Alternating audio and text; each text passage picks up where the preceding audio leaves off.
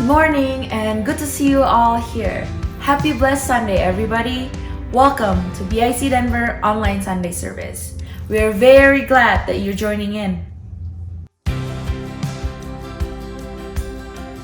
Happy Sunday semua.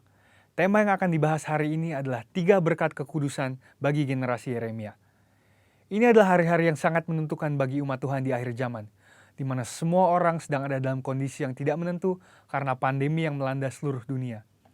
Dengan adanya situasi seperti ini, kita sebagai umat Tuhan dihadapi dengan 2 pilihan.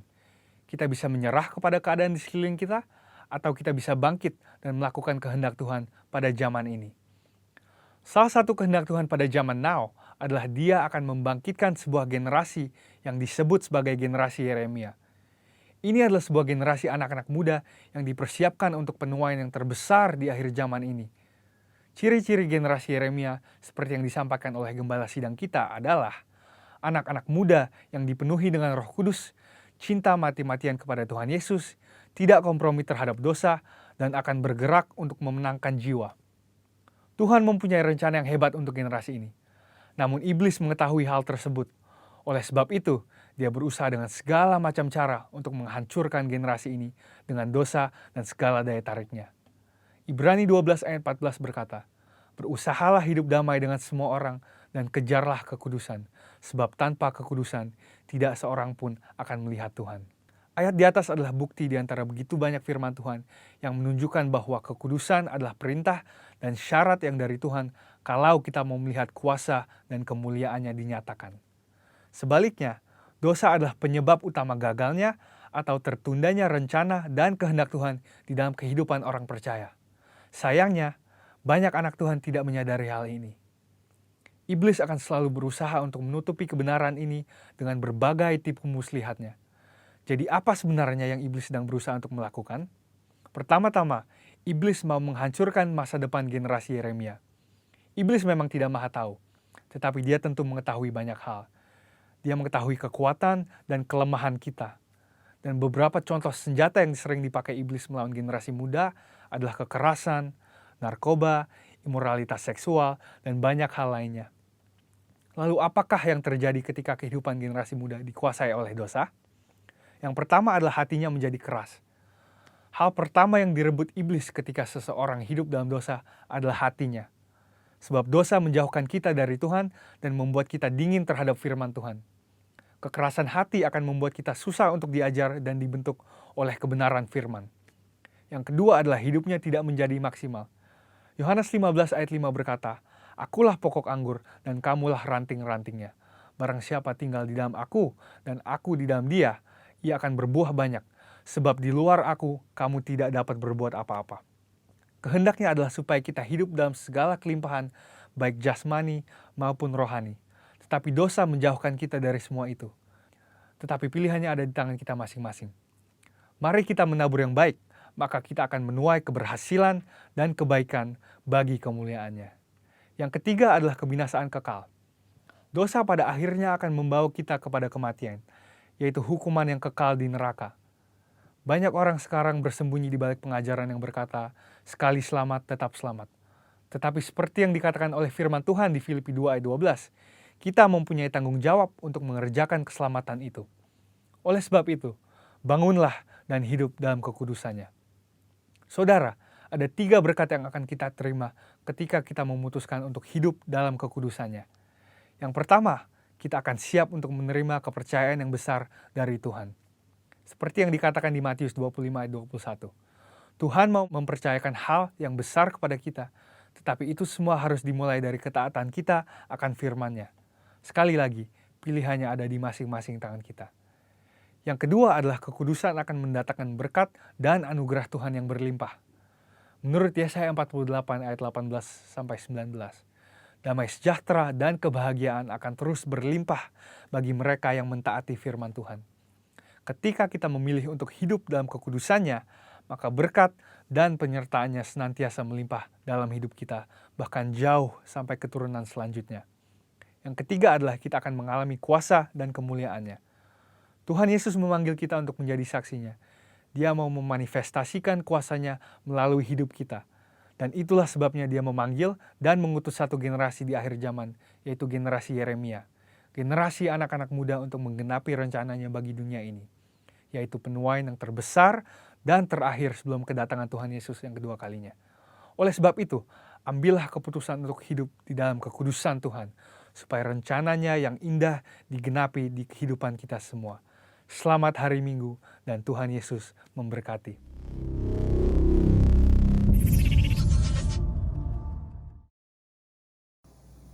Puji nama Tuhan. Selamat datang kembali di ibadah online service pada pagi hari di Minggu pagi. Kita percaya ada lawatan Tuhan, amin. Saat pujian dan penyembahan Tuhan dilantunkan, kita percaya Tuhan bertahta di atas setiap puji-pujian, amin. Kita percaya ada sesuatu yang terjadi, ada kesembuhan, ada pemulihan. Kami percaya, kita percaya sesuatu yang indah akan Tuhan kerjakan di setiap rumah-rumah.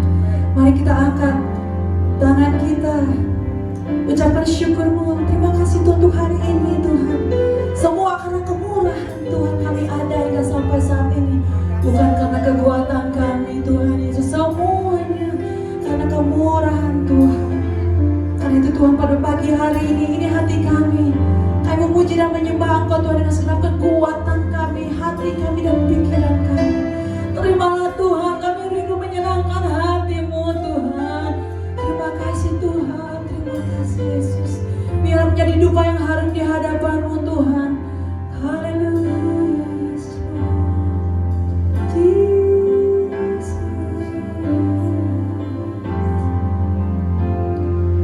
Kau hiasi kehidupanku dengan kemurahan-Mu. Kau rancangkan masa depanku penuh dengan harapan. Aku ada saat ini, yes, semuanya karena kasih-Mu.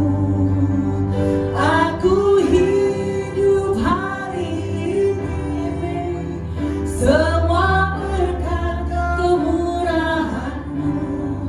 Terima kasih. Angkat tanganmu, ucapkan syukur. Engkau sangat baik, teramat baik bagiku. Haleluya. Katakan, Kau hiasi kehidupanku dengan kemurahan-Mu. Kau rancangkan masa depanku penuh dengan harapan.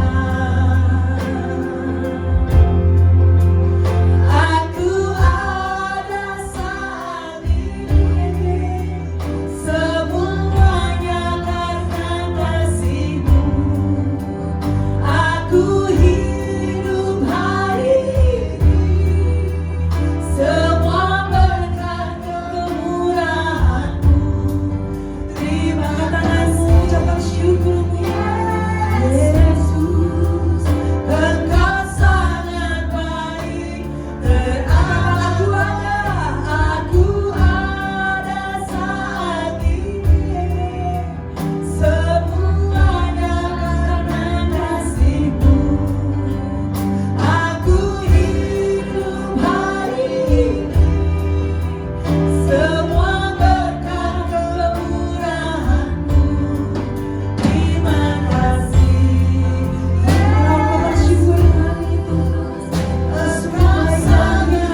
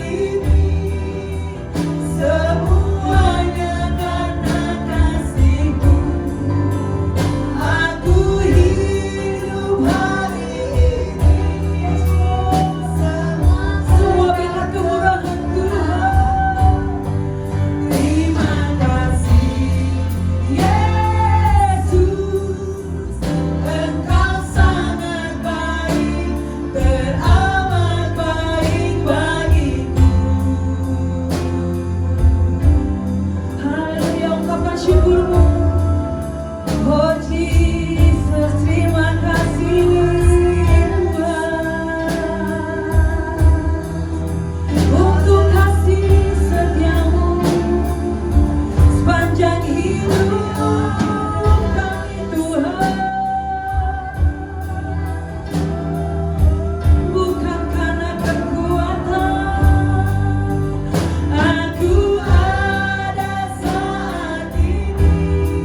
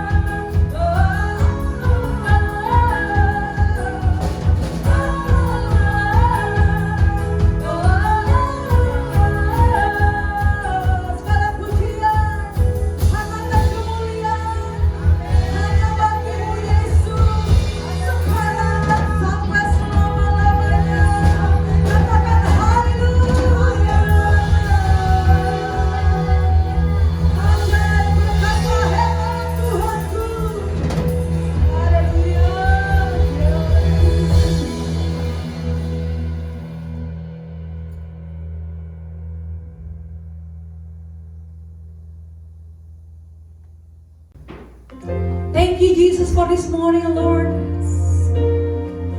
We just gonna enjoy, Lord, your presence, Lord. Thank you, Jesus. We're just gonna lift your name high, Lord. You deserve all the glory, all our praise, Lord. Just like to please your name, Jesus. Thank you, Jesus. Hallelujah, Jesus.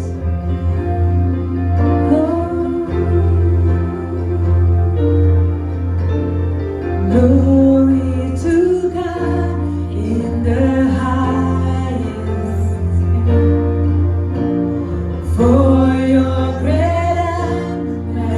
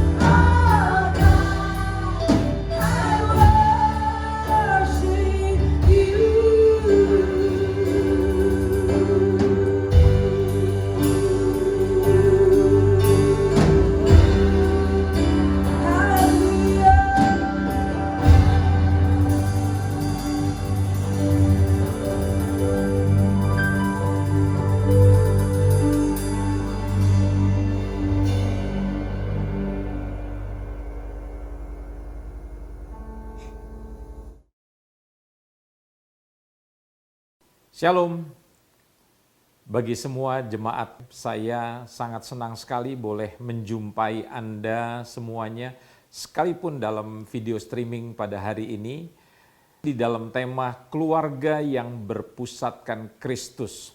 Saudara, orang kalau belum menikah biasanya ingin sekali menikah.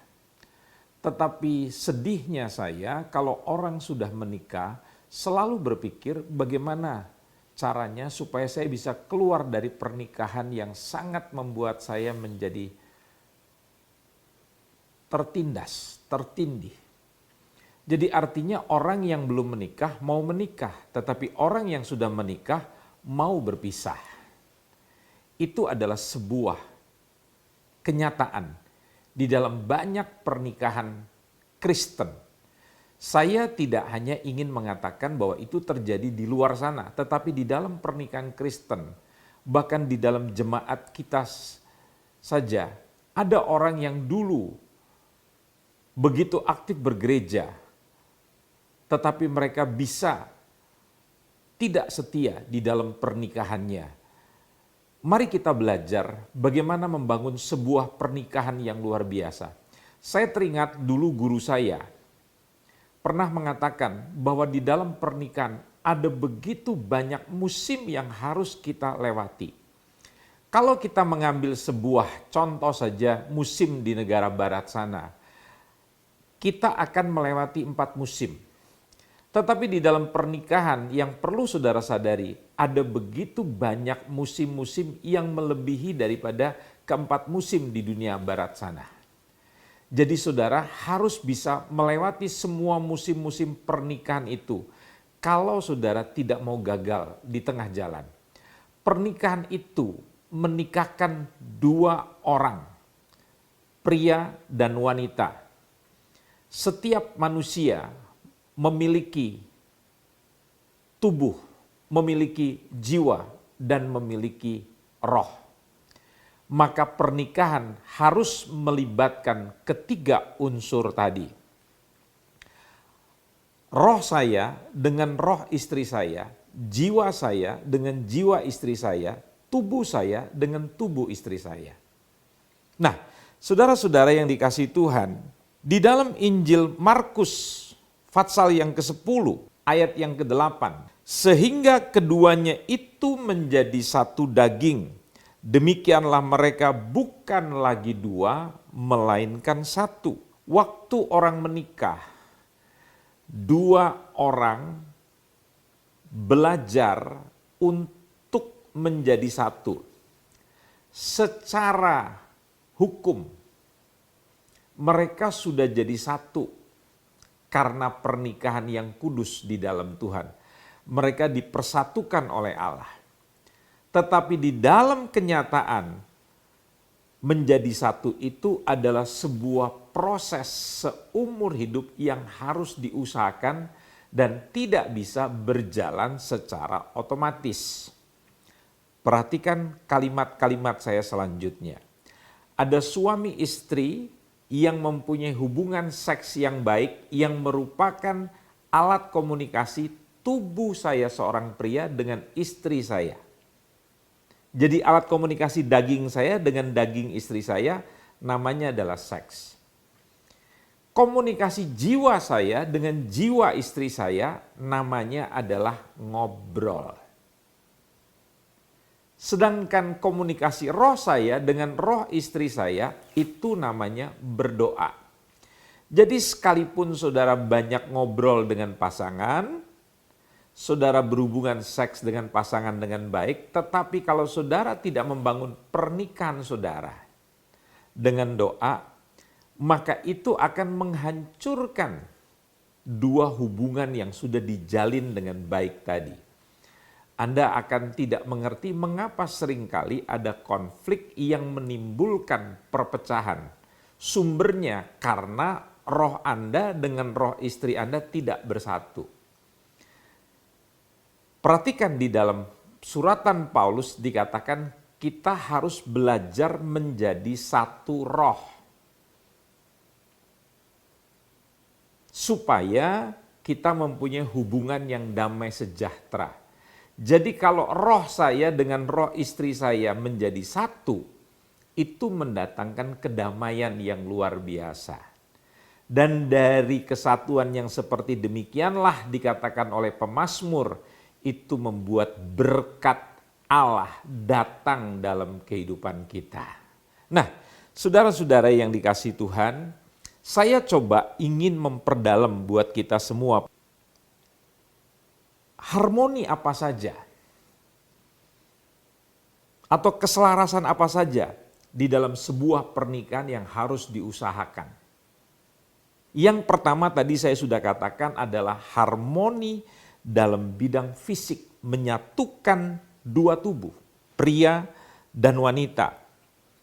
Secara fisik, pasangan suami istri harus terus-menerus belajar saling tarik.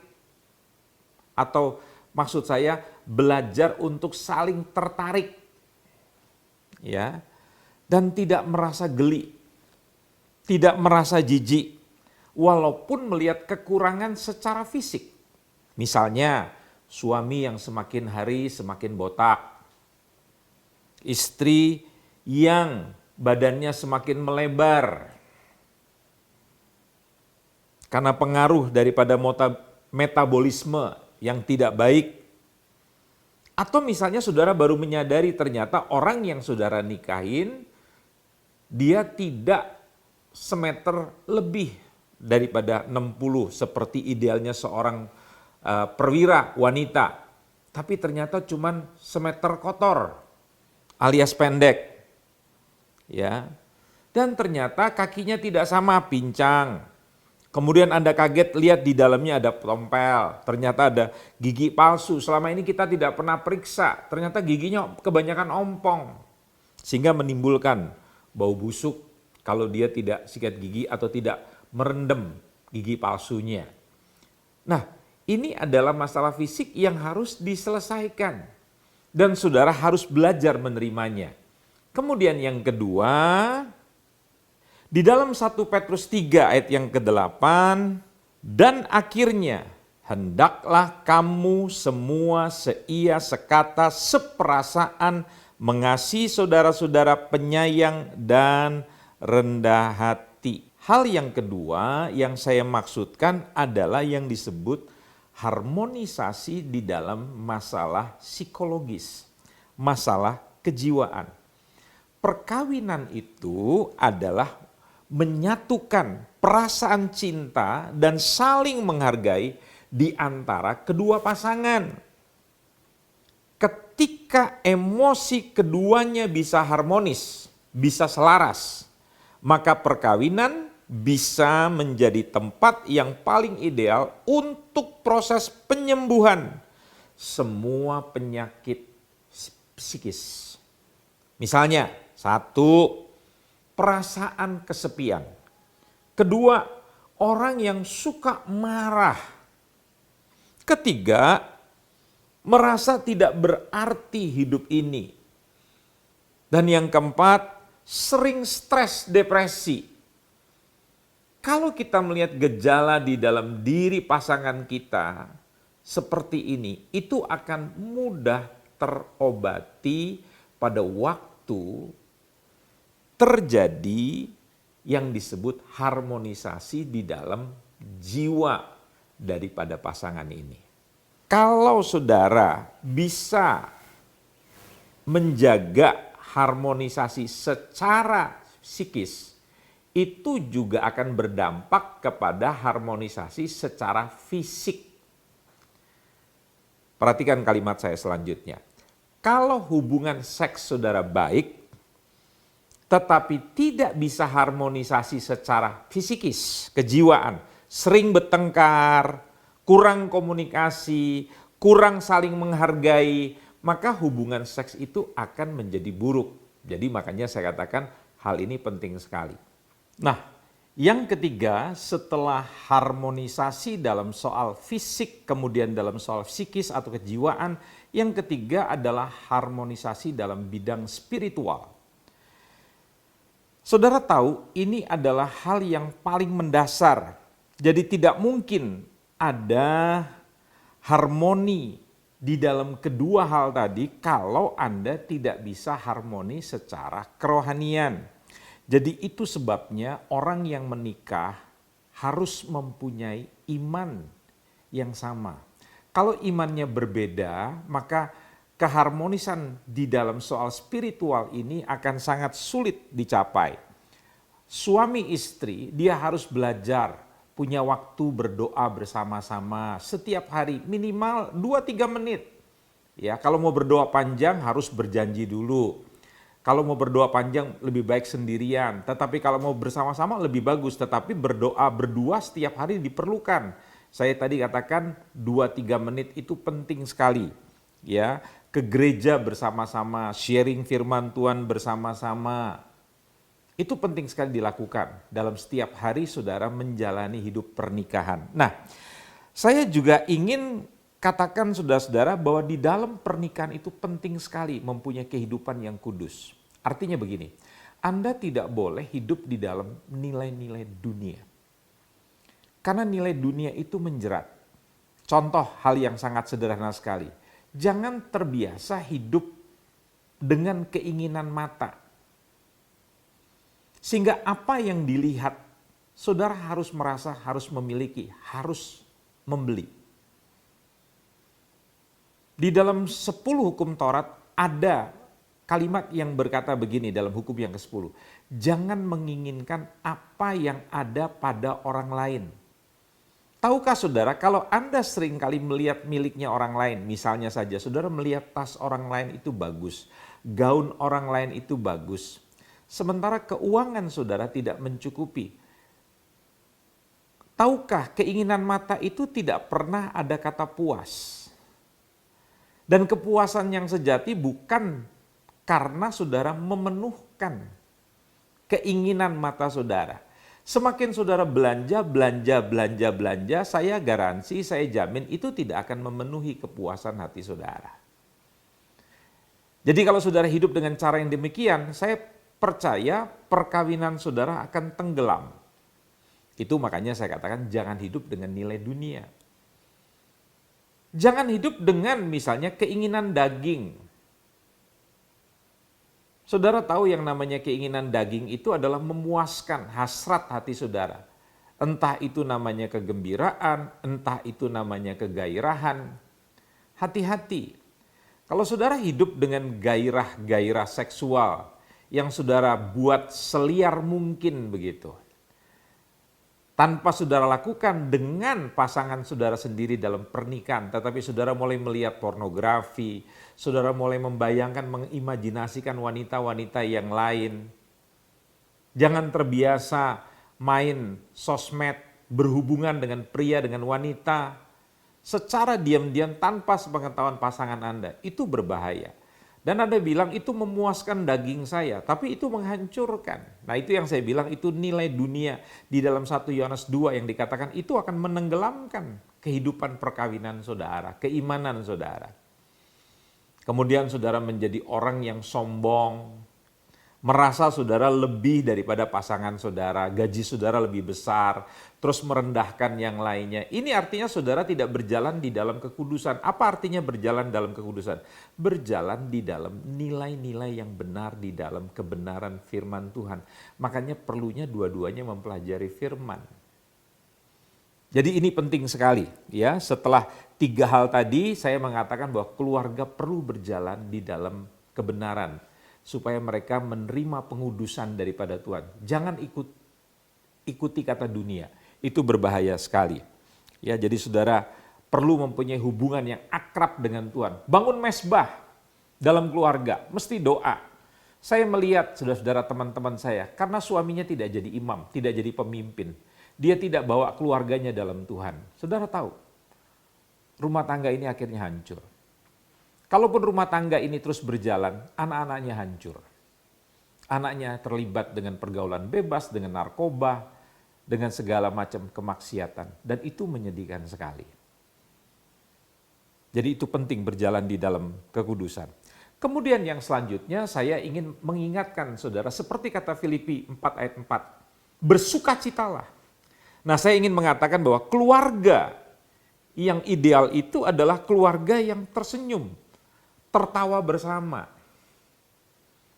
Ya, saya seringkali membuat lelucon untuk membuat istri dan anak-anak saya tertawa.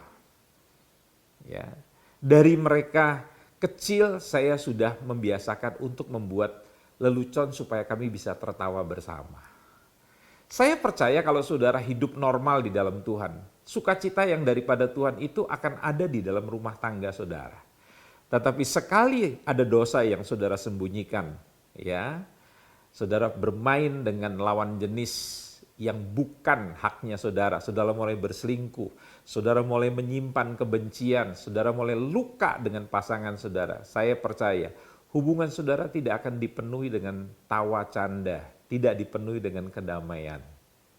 Jadi bangun suasana itu dengan sengaja. Rumah yang panas, ruangan yang panas bisa dibuat dingin karena manusia dengan sengaja memasang air condition. Jadi kalau rumah tangga saudara ingin kelihatan ada senyum, ada tawa, ada kegembiraan, maka saudara mesti meng-create hal-hal seperti itu. Dan yang selanjutnya, saudara, keluarga yang ideal itu, keluarga yang baik itu adalah keluarga yang jujur, terbuka satu dengan yang lainnya. Coba Anda baca di dalam Mazmur 37 ayat yang ke-37. Perhatikanlah orang yang tulus dan lihatlah kepada orang yang jujur. Sebab pada orang yang suka damai akan ada masa depan. Jadi rupanya kedamaian itu terjadi karena ada ketulusan, karena ada kejujuran. Saya percaya tidak ada suami yang suka dibohongi oleh istrinya. Tidak ada istri yang suka dibohongi oleh suaminya. Tidak ada orang tua yang suka anak-anaknya berbohong. Demikian juga anak-anak tidak suka kalau orang tuanya tidak jujur. Satu hari ada seorang ayah mengatakan kepada anaknya, kamu tidak boleh pergi ke tempat-tempat yang kotor. Nah, rumahnya itu kira-kira seperti kayak, maaf ya, daerah Mangga Besar yang penuh dengan tempat-tempat yang tidak baik. Di situ ada karaoke, di situ ada tempat klub-klub malam. Nah, ayahnya mengatakan, kamu tidak boleh pergi ke seberang rumah. Karena itu tempat yang tidak baik dan kamu akan melihat hal yang tidak pantas di situ. Tetapi karena pergaulan daripada anaknya dengan teman-temannya yang luar biasa, dia solider dan teman-temannya mengajak anak ini untuk pergi ke seberang rumahnya. Dan saudara tahu pada waktu dia masuk ke klub malam di seberang rumahnya itu, dia melihat seperti perkataan ayahnya bahwa dia akan melihat hal yang tidak pantas. Saudara tahu apa yang dia lihat? Di situ dia melihat ayahnya sedang bersama-sama dengan teman-temannya minum minuman keras dan dikelilingi oleh wanita-wanita malam. Saya mau kasih tahu, kalau Anda hidup dengan cara yang demikian, jangan mengharapkan keluarga Anda juga harus jujur, hidup dengan bersih, karena Anda tidak jujur dengan mereka.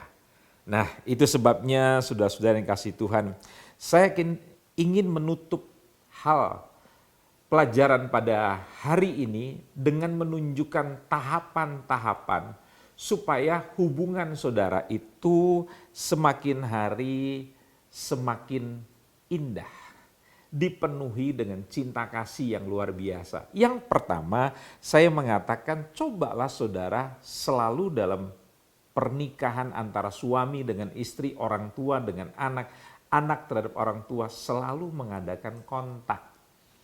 Secara jujur, kadangkala alat-alat HP, game, televisi, kesibukan kita kerja membuat kita satu rumah tapi tidak melakukan kontak. Nah, itu yang akan membuat kita akhirnya menjadi terasa asing satu dengan yang lainnya. Jadi yang terbaik, cobalah Anda bermain bersama, pergi bersama, begitu. Kemudian step yang kedua adalah ketertarikan. Saya ingin mengatakan begini, tariklah perhatian pasangan Anda dengan Anda tampil secara menarik. Ibu-ibu perlu berdandan, nggak apa-apa. Anda potong alis Anda ganti dengan spidol, boleh. Supaya Anda lebih menarik, Anda pakai eyeshadow, ya. Anda memakai lipstick, silakan. Anda memakai pakaian yang menarik buat pasangan Anda. Kenapa tidak? Terutama kalau di dalam kamar tidur. Tentu di kamar tidur Anda harus berpakaian untuk tidur yang bisa menarik pasangan Anda. Jangan di pasar Anda pakai pakaian menarik tukang sayur. Nah, itu membahayakan. Jadi ini bicara tentang ketertarikan antara kita dengan pasangan kita, ya. Dan yang ketiga, Anda harus menemukan kesamaan. Karena kita punya perbedaan, tetapi cobalah temukan kesamaan yang positif. Misalnya begini, Anda lihat saya suka dipuji, pasangan saya suka dipuji juga. Ya, kenapa kita tidak belajar untuk saling memuji? Alkitab berkata, apa yang ingin orang lain perlakukan kepada Anda lakukan. Jadi jangan menuntut, Anda juga lakukan, maka Anda akan dapatkan hal yang luar biasa. Selain kesamaan, step yang keempat, Anda cari kecocokan. Ya, jadi saya seringkali cari, saya senangnya apa, istri saya senangnya apa. Dan kami lakukan itu, misalnya yang sederhana saja, saya suka naik sepeda, istri saya suka naik sepeda. Maka kami coba sama-sama pergi untuk naik sepeda. Tapi dia tidak suka berenang. Saya suka. Ya. Jadi jangan dipaksakan, jangan kita mengintimidasi pasangan kita. Atau misalnya sebaliknya, saya suka berenang, dia tidak suka berenang, lantas dia memaksa saya untuk tidak berenang.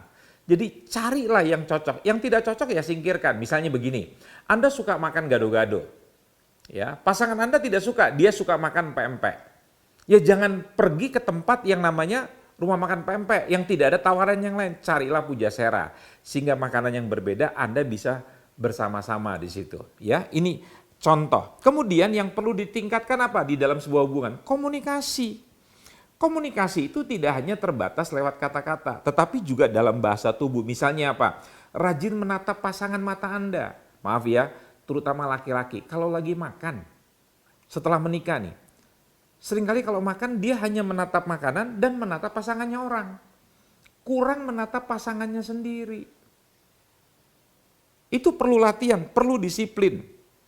Kemudian apa? Di dalam berkomunikasi, latihan untuk mendengar. Ya. Ada yang mengatakan mendengar yang baik itu prosentasenya harus berjumlah 49%. Lakukan. Jangan suka memotong perkataan pasangan. Jadi dengarkan dengan tenang, kalau Anda mau beri komentar, tunggu sampai selesai. Itu menghindari konflik. Kemudian step yang keenam adalah saudara mesti jujur, terbuka dengan pasangan Anda. Rahasia negara tidak boleh dibuka, rahasia perusahaan tidak boleh dibuka, tapi rahasia hidup saudara harus terbuka. Tiba-tiba saudara tergoda dengan wanita lain, dengan pria lain, saudara harus buka. Jujur. Sehingga tidak ada dusta. Kemudian step yang ketujuh, belajarlah mempunyai pengertian, pemahaman. Cobalah Anda memahami pasangan Anda, terutama kebutuhan emosinya. Mungkin dia sedang takut, mungkin dia sedang bad mood itu ya. Anda harus memahami, jangan menuntut. Nah, semakin Anda demikian, Anda akan luar biasa. Step yang selanjutnya, Anda harus belajar. Setelah Anda tadi saya katakan memahami, sekarang Anda harus belajar menerima pasangan Anda. Apa adanya. Ya, penerimaan itu diungkapkan, itu seperti vitamin yang bergizi untuk sebuah cinta. Jadi penerimaan membuat cinta itu tumbuh dengan subur. Jangan menuntut.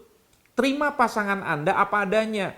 Semakin tua Anda dikejutkan, tiba-tiba pasangan Anda, perempuan yang tadinya begitu feminin, tiba-tiba tidurnya seperti bagong. Mengeluarkan suara yang aneh stereo. Itu tanda bahwa perempuan istri Anda sudah mulai mengalami penuaan. Jadi Anda harus sabar, anggap aja Anda memelihara burung perkutut, begitu kira-kira. Di tengah malam ada suara-suara yang aneh. Itu namanya penerimaan, jangan menolak begitu. Anda komplain. Anda lihat di dalam di dalam Injil Lukas tentang anak yang hilang. Begitu dia kembali, yang membuat dia senang apa? Dia diterima oleh ayahnya. Nah, pernikahan juga harus seperti begitu. Kemudian step yang selanjutnya, belajarlah memberikan penghargaan. Semua orang ingin dihargai. Saya suka memperhatikan kalau kita datang kemana-mana begitu ya, ada tempat yang namanya VIP. Very important person. Jadi kalau saya bisa datang di situ, disambut di situ, saya merasa, wah saya harga diri saya terangkat sekali. Saudara tahu, pasangan saudara itu ingin dianggap menjadi orang yang terpenting dalam hidup saudara. Bagi seorang suami, harus istrilah yang terutama. Ingat ya Bapak Ibu, Anda harus belajar. Anak-anak akan satu hari pergi meninggalkan kita. Dan mereka akan mengurusi rumah tangganya masing-masing dan anak-anaknya. Tetapi kita yang akan menemani kita sampai nanti di hari tua sampai kita dipanggil Tuhan adalah pasangan kita. Itu sebabnya baik-baiklah dengan pasangan. Jangan sering menjelekkan, jangan sering menghina pasangan kita. Itu sangat tidak baik. Dan yang ke-10 adalah Anda harus belajar menaruh kepercayaan. Tapi untuk menaruh kepercayaan Anda juga harus bisa dipercaya, begitu. Ya. Jadi sekali lagi kepercayaan itu kalau Anda bisa melakukan step yang pertama sampai dengan step yang ke-9. Dan step yang ke-11, saudara, ini adalah puncak daripada kisah percintaan di dalam pernikahan saudara. Jadi setelah melalui step yang pertama sampai step yang ke-10, ya, akan sampai kepada step yang ke-11 namanya adalah pertumbuhan. Jadi cinta yang bertumbuh ini seharusnya terus dipertahankan sampai Anda dipanggil Tuhan. Pernikahan itu harus dipertahankan. Dunia mengatakan begini, witing tresno jalaran suko kulino, karena sering bersama-sama tumbuh rasa sayang. Di dalam pernikahan saya pesan kepada Bapak Ibu suami istri, seringlah pergi berdua, berpacaran lagi dengan pasanganmu. Titipkan anak-anakmu untuk sementara waktu, Anda mau pergi 2 jam, 1 jam, dengan orang tuamu atau dengan keluargamu sebentar. Dan cobalah makan berdua di luar, cari suasana yang baru. Saya percaya pernikahan Anda akan menjadi pernikahan yang luar biasa. Sebagai penutup, saya ingin mengajak Anda untuk melakukan hal-hal yang praktis. Buatlah saat teduh bersama misalnya begitu. Ya, kemudian coba cari waktu untuk jalan-jalan bareng dengan pasangan Anda, berdua saja. Dan juga liburan sekeluarga, Anda harus menciptakan. Kemudian saya berpesan kepada suami istri, Anda harus belajar mengatur keuangan secara bijaksana. Ya, jadi prinsip kebutuhan ini harus diutamakan, bukan keinginan. Di dalam pernikahan gunakan bahasa-bahasa yang positif.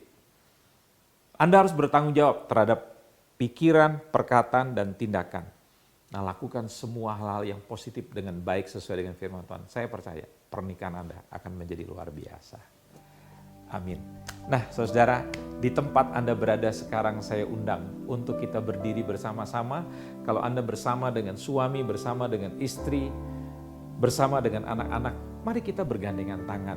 Dimanapun kita sekarang berada, di ruang tamu, di ruang keluarga, mari kita berdoa. Kita tenangkan hati kita. Saya mau berdoa buat setiap pasangan yang hadir pada hari ini. Bapa di surga, kami sudah mendengar firman-Mu. Bagaimana keluarga yang dibangun, yang berpusatkan kepada Kristus. Hamba-Mu berdoa biarlah semua jemaat, dimanapun kami berada, dimanapun kami mendengarkan firman-Mu pada saat ini, biarlah kami dilawat oleh Tuhan. Suami menyadari, istri menyadari, orang tua menyadari, anak-anak menyadari bahwa sebuah hubungan yang berpusatkan Kristus tidak pernah terjadi secara otomatis. Dengan sengaja harus dibangun seumur hidup, dari waktu ke waktu, dari hari ke hari, dari minggu ke minggu, dari tahun ke tahun. Kami harus terus konsisten dan pernikahan kami terikat sampai mati. Dan biarlah pernikahan kami akan terus bertumbuh dalam cinta kasih yang diberkati oleh Tuhan. Dalam nama Yesus kami berdoa. Amin. Tuhan memberkati kita sekalian.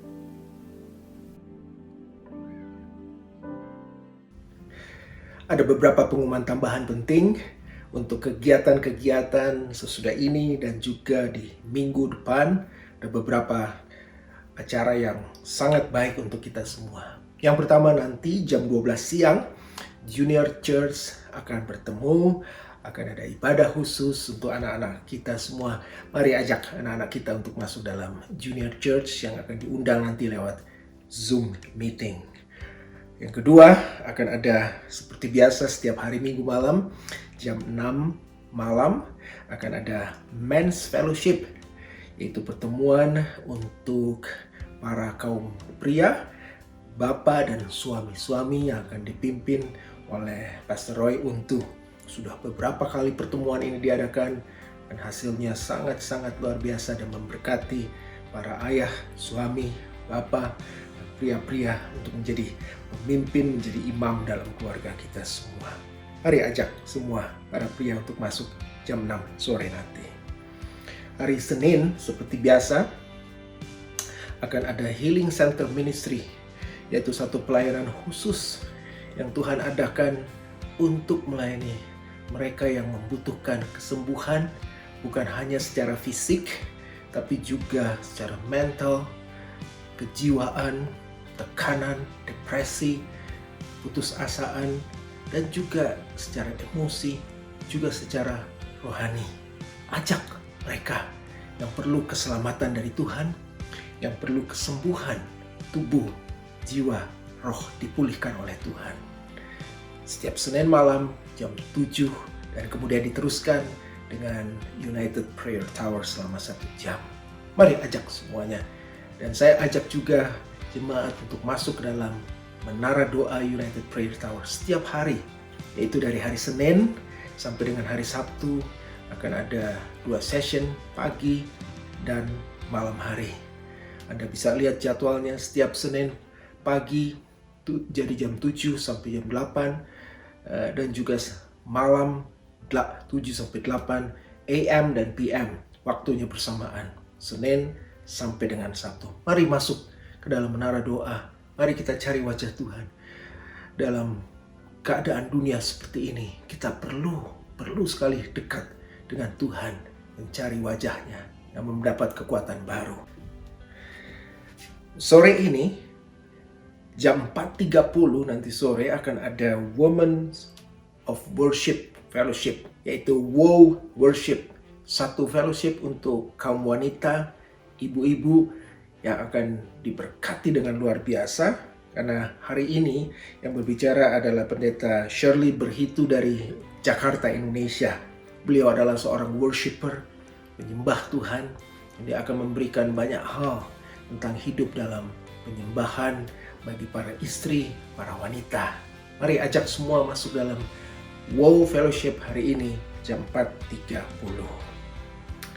Pengumuman berikutnya yaitu tanggal 16 dan 17 September akan ada Equipping Warrior Bride, yaitu satu event untuk melengkapi para pendoa-pendoa menjadi pendoa, prajurit doa, dan juga hidup sebagai mempelai Kristus di akhir zaman ini.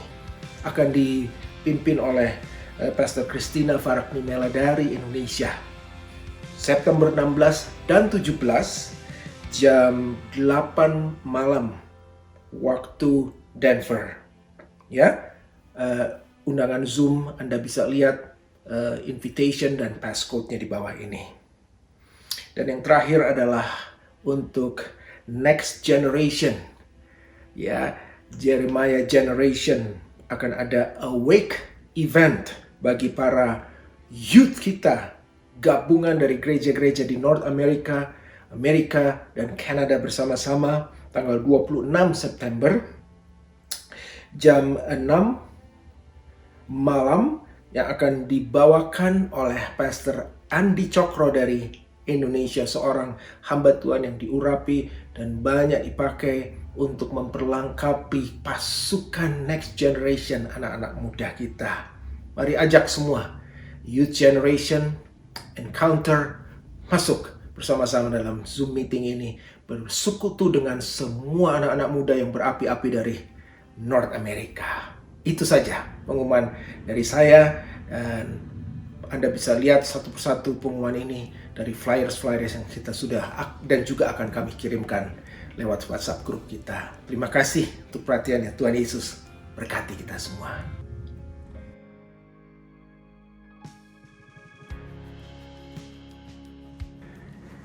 Giving is an act of worship. Memberi adalah bagian dalam penyembahan kepada Tuhan.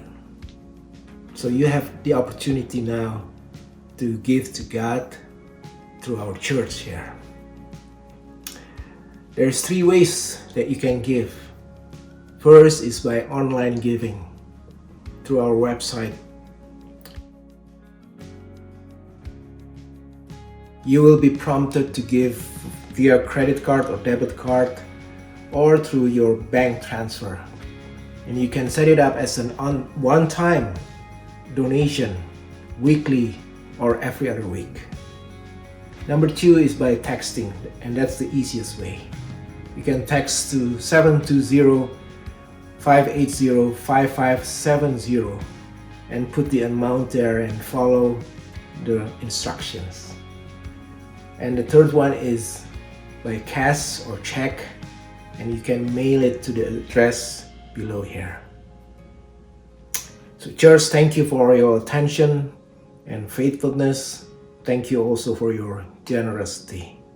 May God bless you abundantly.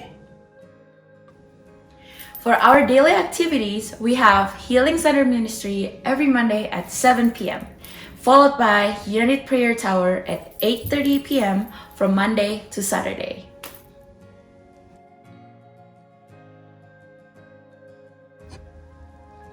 For our cool meetings, we will be having it online and on-site. For Aurora and Centennial, we will be having it every Thursday at 7 p.m. Highlands Ranch every Friday at 7 p.m. And for more information, you can contact Pastor Arnold for Cool Aurora, Pastor Leo for Cool Centennial, and Pastor Ben for Highlands Ranch. For all the youth and the young generation, we have Encounter Youth meetings every Saturday evening at 6:30 p.m. To all younger brothers and sisters, right after this Sunday service, we'll be having junior church at 12 p.m.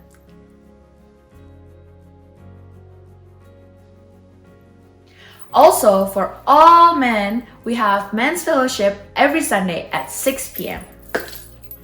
If you want to be connected to our community, you can message us through BIC Denver WhatsApp group and we will walk you through it.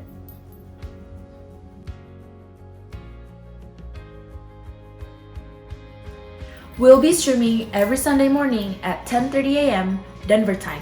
Again, join us at facebook.com/BIC Denver.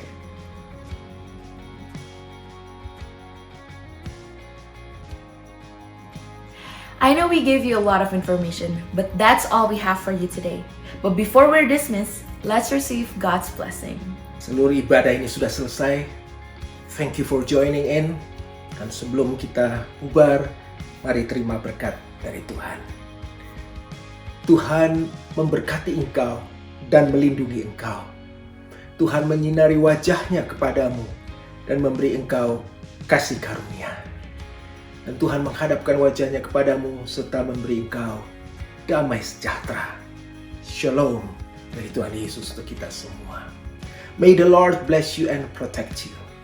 May the Lord smile on you and be gracious to you. And may the Lord show His favors to you and give you His peace. In Jesus' name, come on, receive the blessings. And everybody say, Amen and Amen. God bless you, and I'll see you again next Sunday. Tuhan Yesus berkati. Enjoy your Sunday.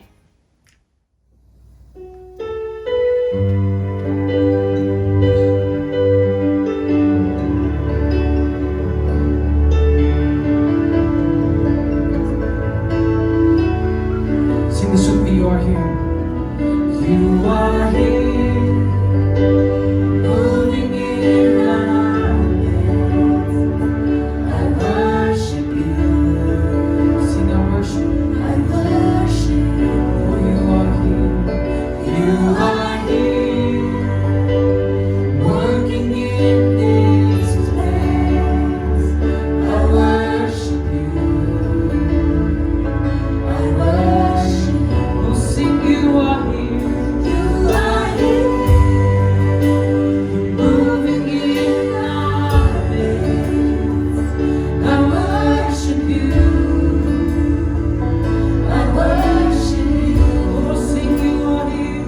You are here, working in this place. So I worship you.